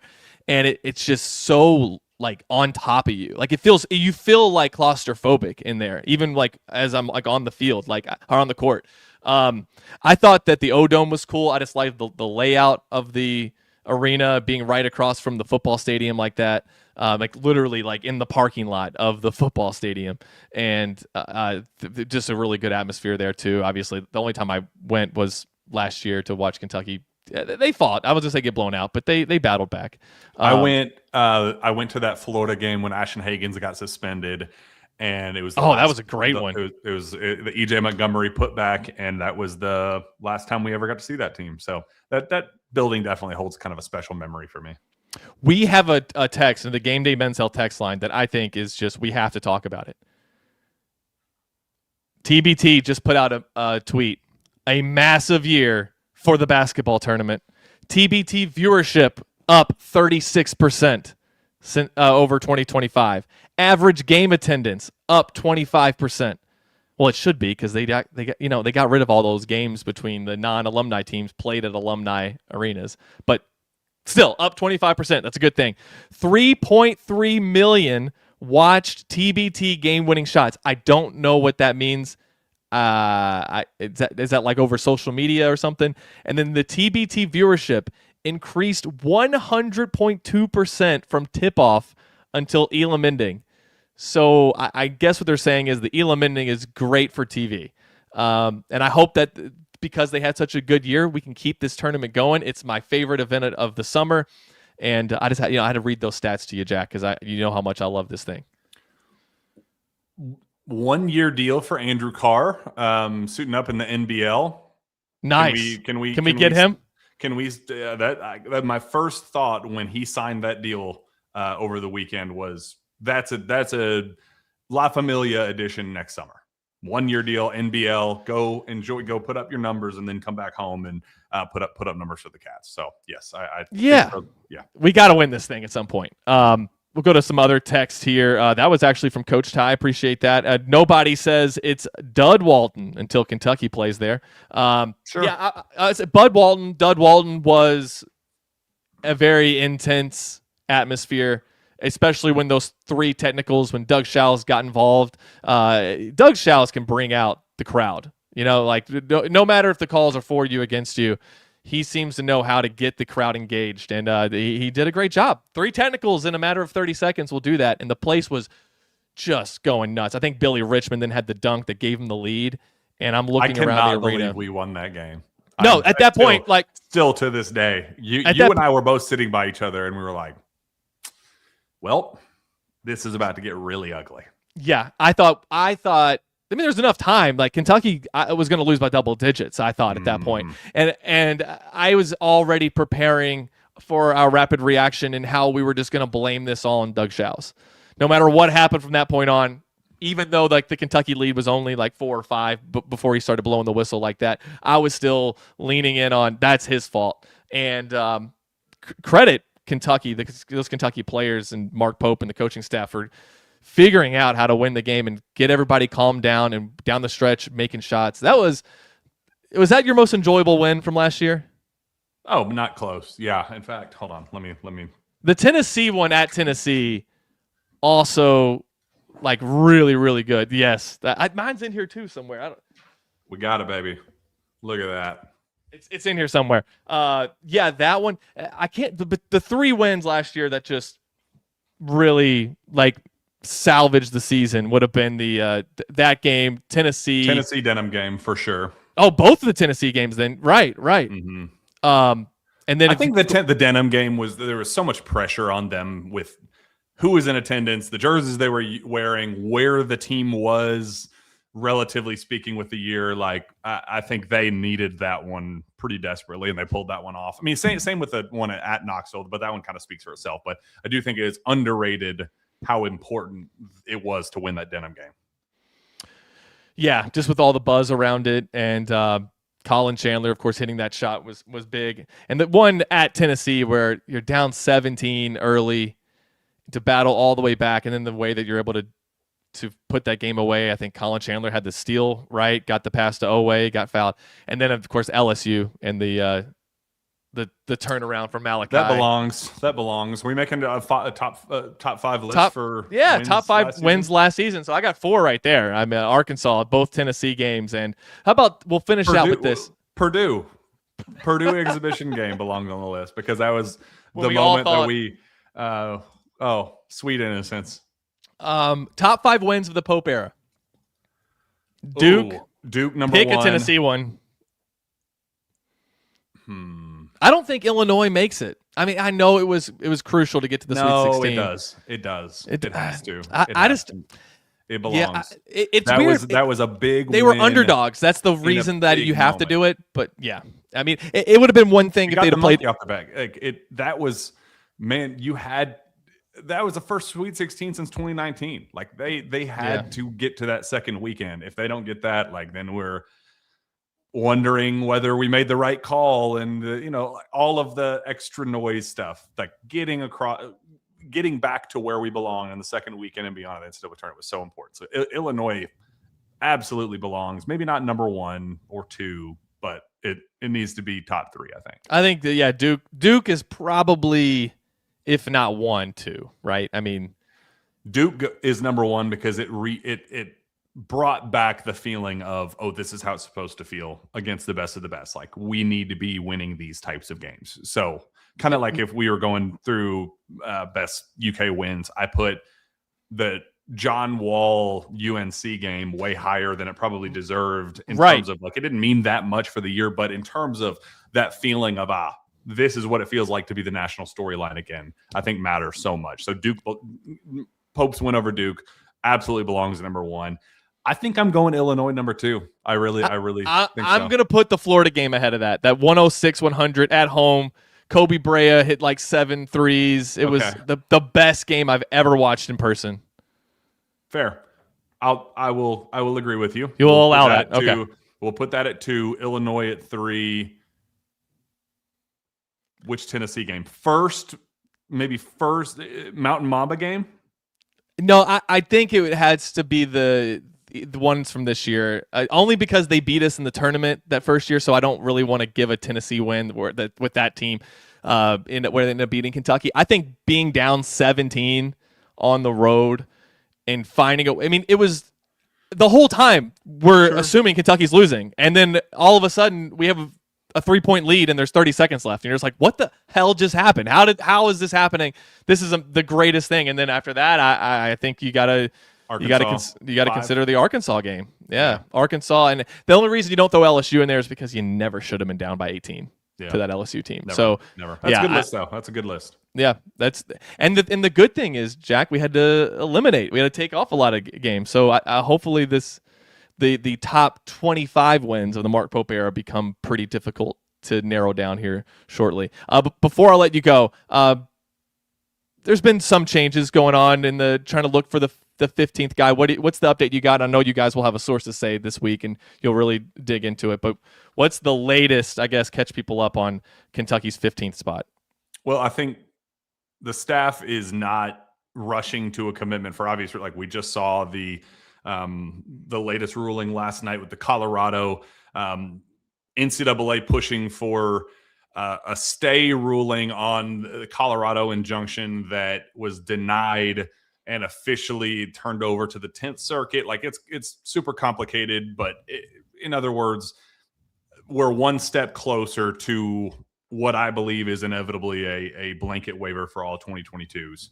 Okay. Which would then open the door for Mark Mitchell and Jackson Kohler to officially enter the portal. Again, Jackson is in his own California injunction. He may not even need the blanket waiver. Mark Mitchell, I've heard, is considering his own lawsuit, and but he's pushing for the portal in his own right.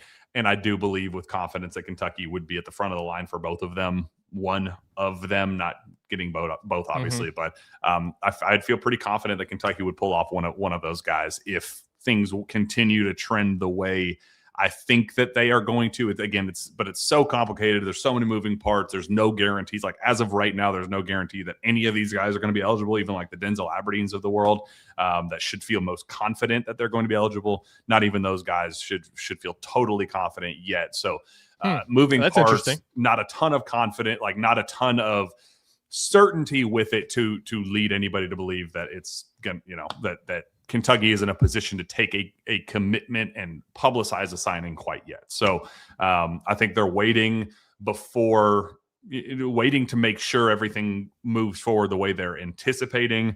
And if it does, I think that they're going to be serious players, especially Mark Mitchell. Like, I continue to hear that they're, when he becomes legally available, they're going to make a serious push for him. So he changes a lot of stuff. I mean, he changes minutes everything. Also, but he makes a big. That's a massive get if they're able to do it.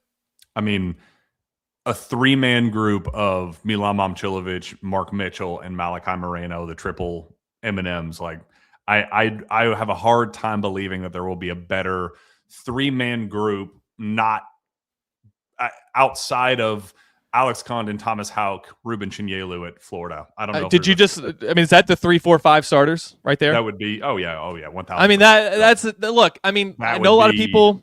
I know a lot of people are like getting on. They're not believing in Mark Pope and all that stuff. I know there's a few people out there that feel that way. How do you not feel good if you got that's your 3, 4, 5, and then Zoom Diallo? I'm sold on. Alex Wilkins. I want to. I want to see it. But I think like you got those 3. Those are 3 of the best college basketball players potentially. When you have Malachi, who's probably is an NBA guy next year, and then Mark Mitchell and Milan. I mean, like there's reasons to feel like this could actually take shape and be something special.